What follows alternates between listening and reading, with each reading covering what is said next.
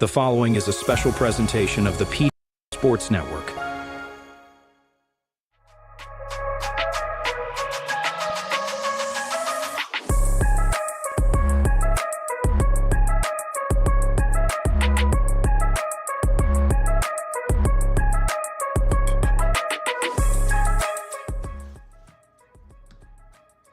Good morning. Big shout out Kissimmee Cardinals.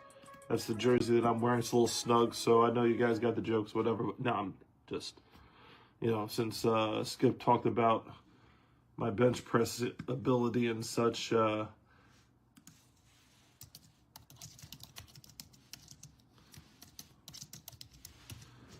had to come out with the tight shirt like the youngins do. No, just kidding. Big shout out to Taj Williams and the Kissimmee Cardinals doing their thing down in Kissimmee, Florida.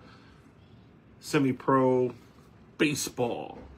Definitely try and get down there for a game. It is very tough this time of year with the kids doing everything. So, yes, indeed. Players Lounge. Bam. This takes way too long. Share. Group. Lounge. Bam. All right. Good morning to the NEAFL Lounge. Group. Good morning to the Players Lounge. Boom. Good morning to Big East Football. Good morning to the New England Football Forum. Bam. Almost there.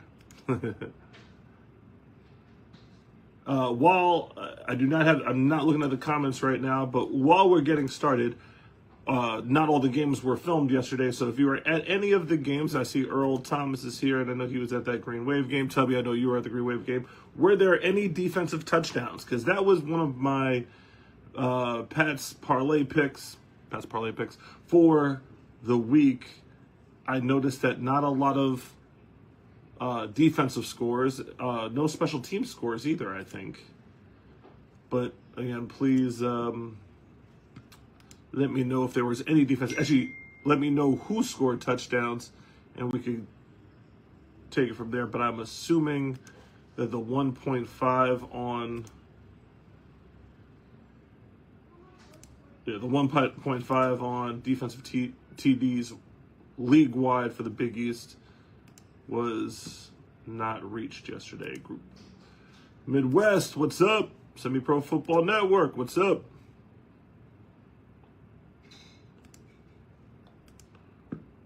And then Dogs Only.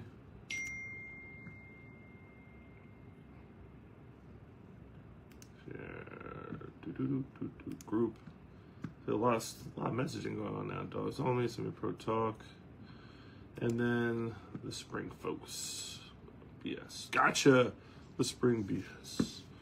Cool. And we are rolling. All right. So what do we got today? Well, first thing I'm going to do is hit you with the scores. As everybody says good morning.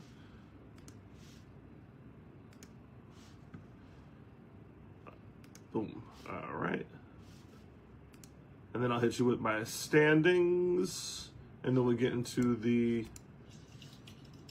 this week's games. All right, so all that hitting they said they took the hitting. Okay, hola, game so hey, what up, Brian from Colombia? Very nice. Good morning. Kingston Lions with a big win. None at the Green Wave game. D Hull had a defensive score. That's in, okay, cool. That's NEAFL, I'm assuming, with D Hull. Correct me if I'm wrong. Interesting. Okay, cool.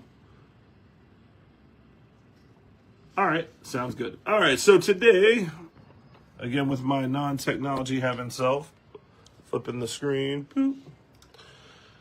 All right, and I put the spreads and over-unders next to it, so it's a lot easier to read. Let's check out the happenings from yesterday, and starting with what didn't happen, which is the Bengals and the Crusaders did not play football yesterday. That's very disappointing. Crusaders had a field issue. Not going to get too much into it because the league has not made an official announcement. Again, I've kind of, checked with my sources and checked the rule book, but, it's not official until the league says so. So I will just mark it down as Bengals going to 2-0. Unfortunately, Crusaders still have to wait to touch the field for the first time. And against Big East competition, it won't be next week because they play Corrections next week, but at least we'll get to see Crusader football next week. We'll get into that. The Golden Lions, a game that myself and Drewski were broadcasting with HSG Network. Howard Gaber, big shout out. Golden Lions 22, Hurricanes 0. Game was a lot closer than what the score indicated, and that reflects on the rankings this week.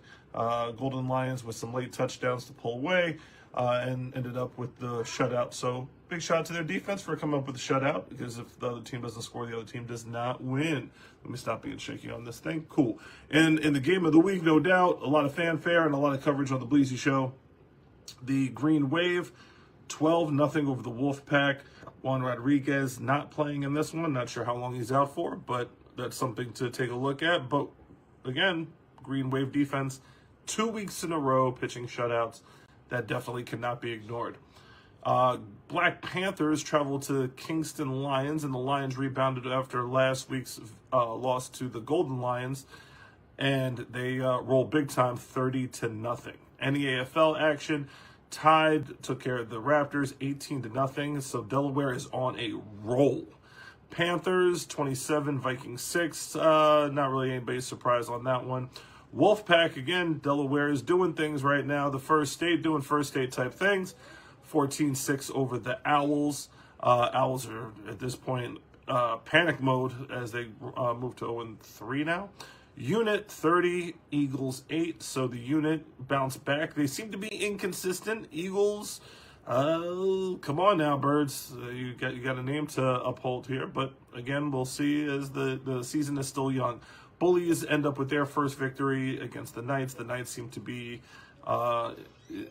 in the downside of things and not looking too good over there. But hopefully they finish out and build on something and get some momentum into next season, or get some momentum into the offseason. So in the ECFL, it was Donut City. It's Donut City both in the Big East and the ECFL. Donuts being served to the Connecticut Raiders, 39-0, and one that got out of hand early. The Ducks, 18-0. They had a goal line stand, or a red zone stand, I should say, right before the half against the Bruins, and ended up winning 18-0. As you can see, pretty close to that spread right there. Again, Bruins offense kept out of the end zone, which is never good, but very tough to win when you have a Ducks team playing the way that they do. So we shall see as we check the schedule moving forward. Bulldogs and Chargers. This was an interesting one. Bulldogs 12-0 over the Chargers.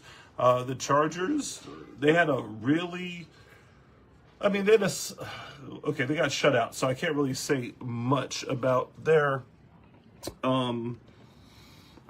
performance other than they had a lot of players on the sideline. So it seems as though they're building and doing what they need to do in order to get from week to week. So that was the scores from this week. Let me check to see if there's any info that I'm missing. If you are correcting me on the scores, Marcus, hey, how you doing? Okay, so if you're correcting me on the scores, I'm getting the scores from the league website. So I could be wrong, but that means your league is wrong when they post the official score. So the Unit might have been 36-8. I don't know, but according to the NEAFL website, it was 30-8. Greenwave spread in the under. Check. Gotcha. Arlo Lee Jr. Defensive score against the Raptors, 30-yard fumble recovery. Nice. So defensive scoring in the NAFL, but they're a week ahead. The Big East has not had any. Could that be good offense? Just not giving up big time points, or it could be that the offenses in the Big East are a little bit more. Oh yeah, my pot. Yeah, look at me. She's already see. Yeah, I probably should have gone a size up. Big shout out to the Kissimmee Cardinals, by the way. Yeah, I'm kind of struggling with this thing, but nonetheless, that's where I get the scores from, and we'll kind of take it from there. No problem. Kissimmee Cardinals playing today down in Orlando. I think they're in Orlando this week, but nonetheless, let's go to the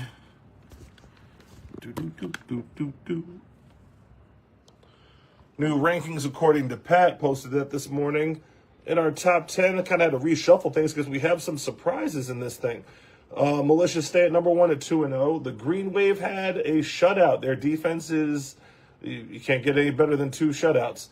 So they move up to number 2 ahead of the Golden Lions. Golden Lions had a underwhelming victory against the Canes, and the Canes got disposed of pretty efficiently last week against the Wolfpack team that the Green Wave just beat. So can't keep them in the ranking order that I did.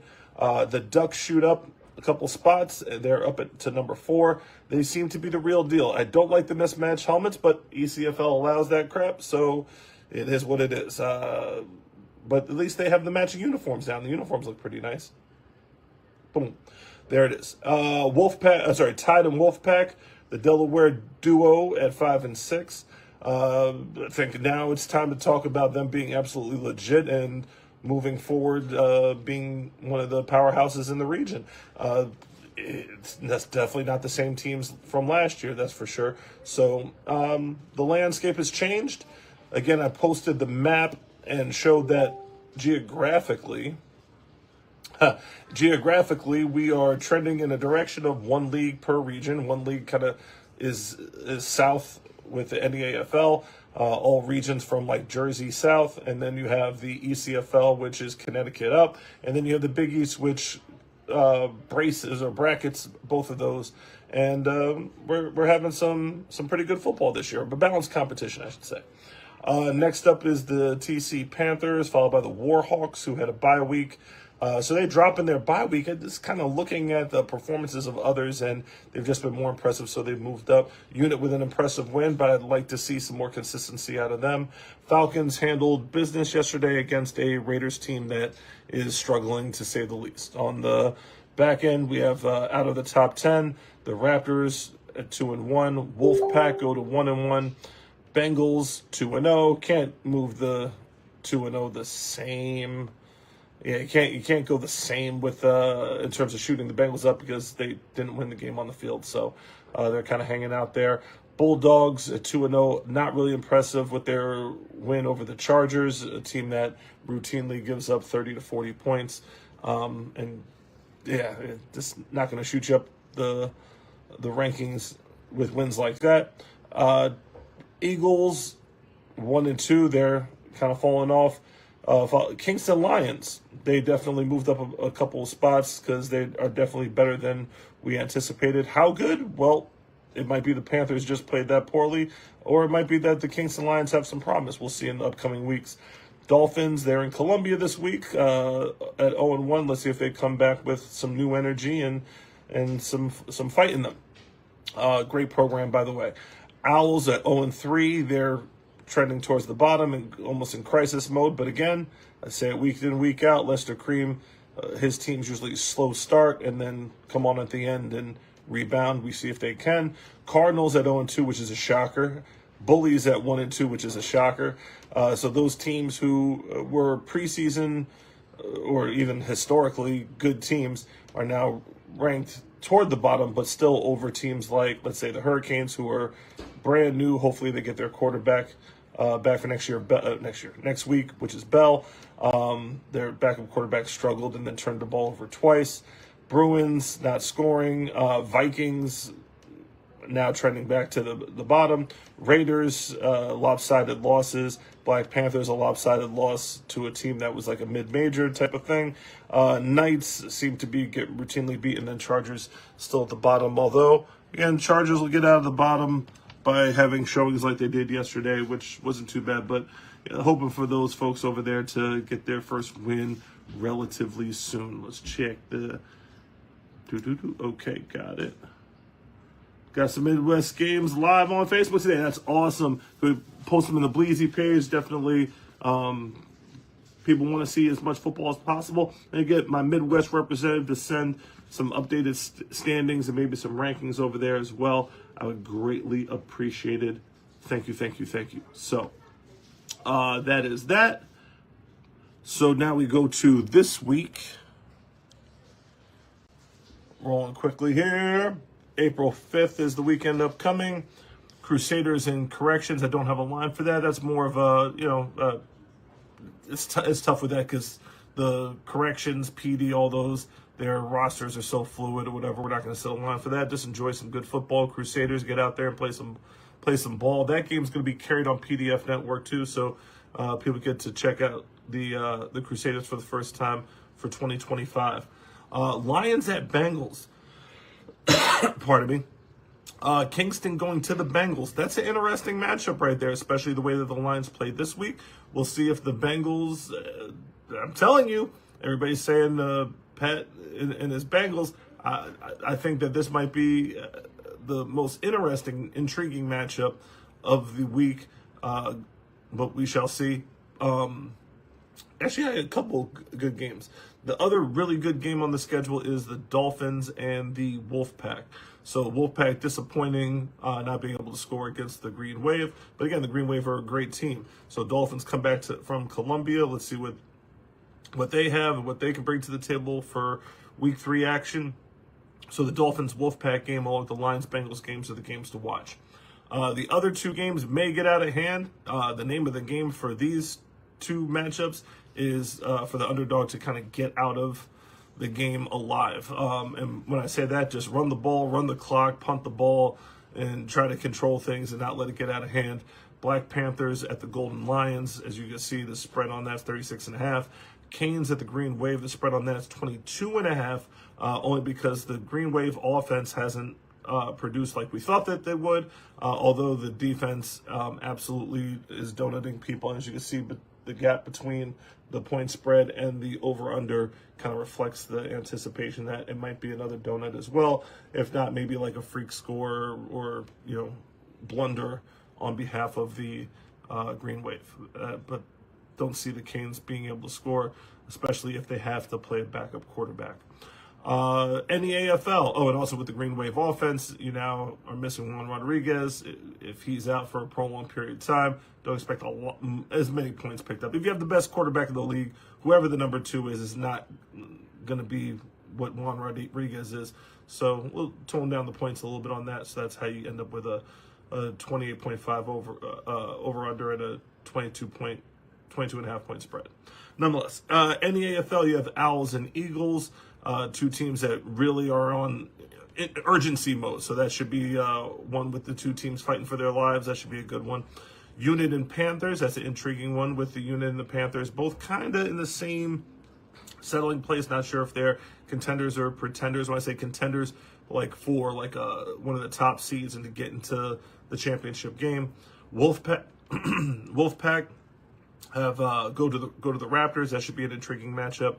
Tide play the Bullies, and for the Bullies, it's time is going to be running out if they take another loss on this one.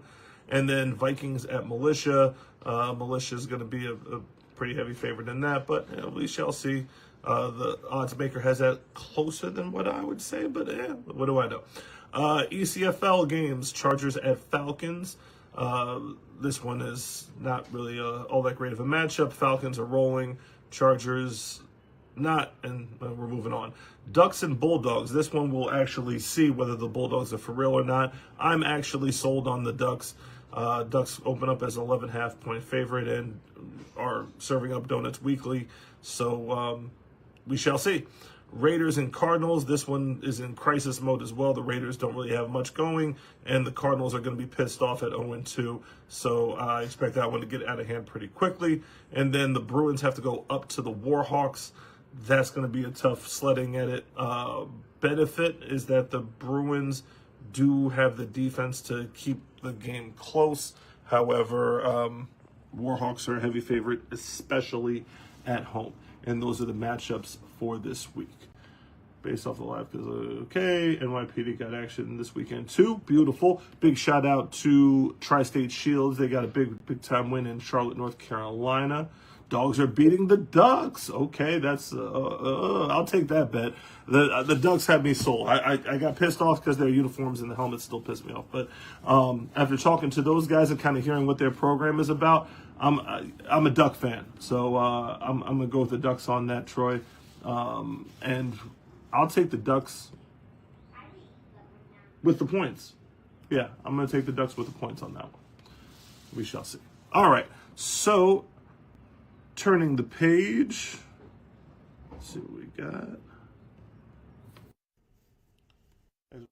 8:52. We're kind of halfway through. So those are the week 1 games. The big takeaways from the week is that the gap between the top and the bottom. There's still a gap. It's a healthy gap, but it's not completely out of hand. So the first thing you really want when it comes to semi-pro leagues is to make sure everybody gets to the finish line. And very rarely does that happen. Could it happen? Well, NEAFL, when you look at the bottom, they're fighting from week to week, and the games are not like you don't see 50-0 drubbings like you have in years past. So that's definitely encouraging. But overall, promising. This week is going to be the tough week. There are some lopsided matchups this week. So just getting through this week is cool. Hey, what's up, my guy? What's going on? What's going on? How's everything? Everything's good. Getting situated. Nice. Oh wow, looks like a legit stadium and all that. Nicely done. How we doing, Jerry? Let me show you the scenery. I'm not gonna lie, I can get used to being over here in a field like this. Talk to me. Go ahead, show us around. Give us the tour. Hold on, I got you right now. Got Jay Rivera from the New York Dolphins. They are in Columbia, not like Columbia, South Carolina, not like the districts of Columbia, the country, Columbia. Talk about great organizations doing great organizational things. And even if we do have some delay or whatever, we will work through it because my man's in Columbia. There you are. Pretty bad. Let me get the Wi-Fi real quick. I forgot I left it downstairs.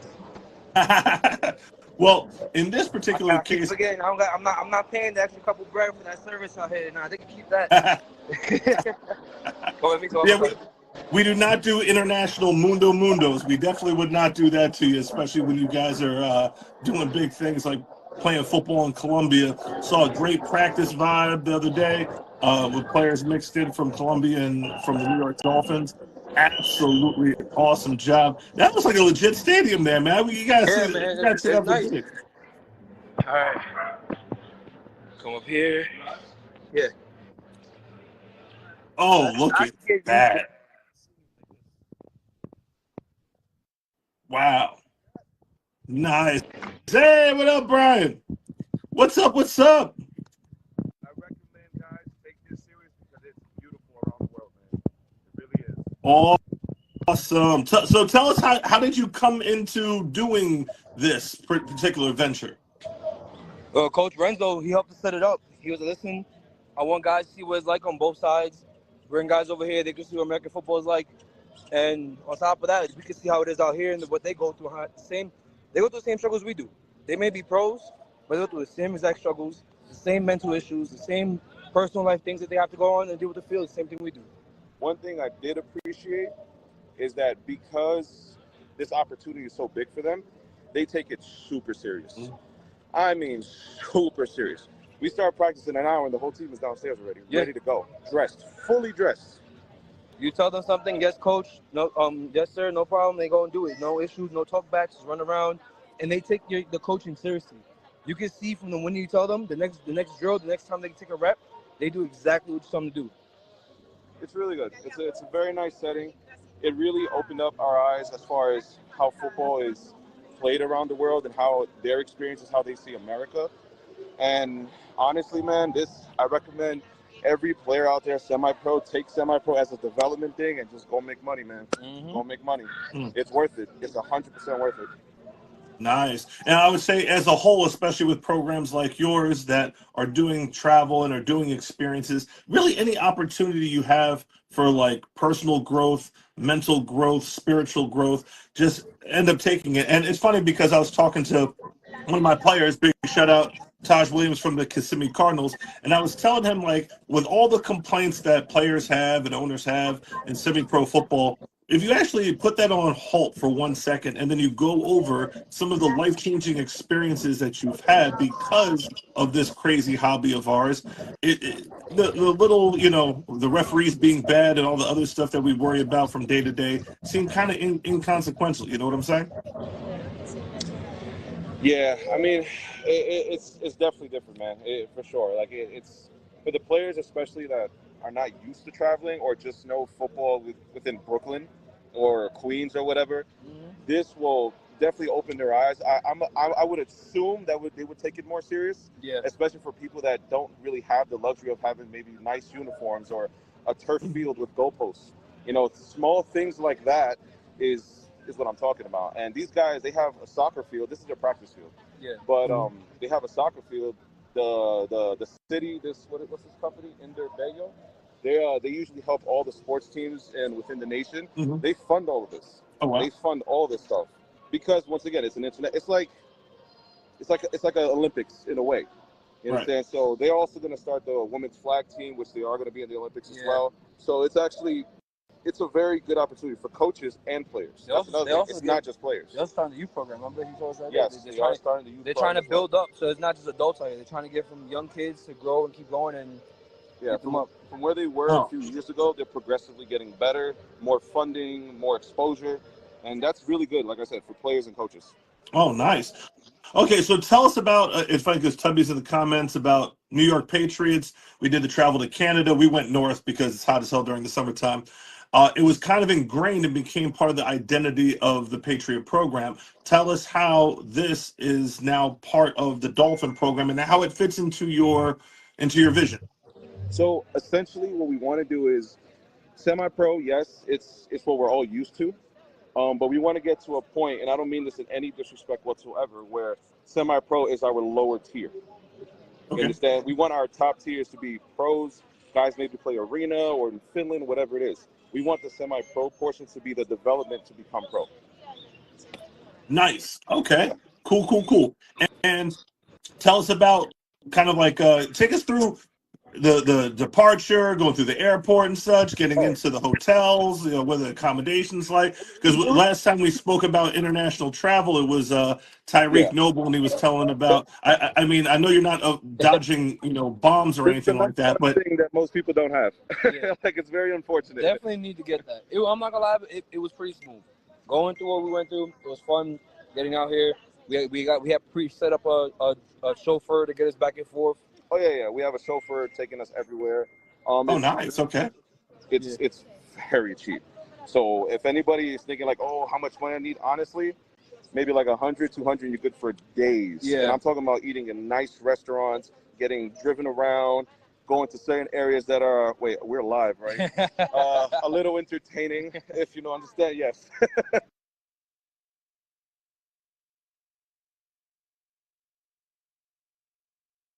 Start traveling, man. Start traveling. It's a new environment. Even the air, the smell of the air, everything is, different. It's just, and it's not just Colombia though. Remember, like this is our first trip at the moment, but we definitely want to go to other places, Europe, DR. I think we're going to DR in December. Yeah, so for the Puerto Rico and Dominican game. For the Puerto Rico and Dominican Republic game, yes. So there's a couple of different games that we're getting involved, helping them train for the Olympics. So I recommend even the organizations start getting involved because there's a lot to do out there. It's not just spending money on a season, 20K or whatever to run a season, and then you're dead. Like, no. Yeah. There's a lot more opportunity out there, and I recommend everyone, including organizations, to get involved. Oh, you muted, Pat. You muted. You're muted.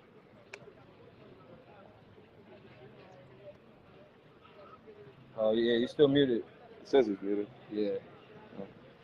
Nah, he got to do it on his end. We didn't mute him, right? Nah, he muted himself. He got a little more there. Oh, man. We really got to leave today? Yeah, we were not in the mood to leave. This is a very great experience, and unfortunately, we have to leave. We leave at like 4 in the morning tomorrow, right? What do you say? Tubby, he said, DR, you got 53. You got me a 53. Oh shit. But like I said, honestly, I think next year is don't quote me on this, but I think next year we're gonna focus more in the spring season on the international program. Yeah. Look, Dimitri right there. Hold on, ready. Show him real quick. There he goes. Dimitri over there. Getting ready to work out. Getting on the field. But either way, yeah, I think the spring season for us, I think we're gonna start focusing more on the international program, and then just probably stick to summer, honestly, because not because we can't get players or anything, but I think as an organization we need to focus on certain things that give better opportunities for players. Let them experience all this stuff, get the opportunity to come out here and try to get their name out there, even get a contract put overseas. Never know what could happen. If we lose our best guys because they went overseas or getting paid for it, hey, that's a plus in our book. Yeah. But all right, I gotta start coaching. Yeah, we gotta get down there. See you guys later. Pat, you're still muted. You gotta fix it. See ya. I'll get it.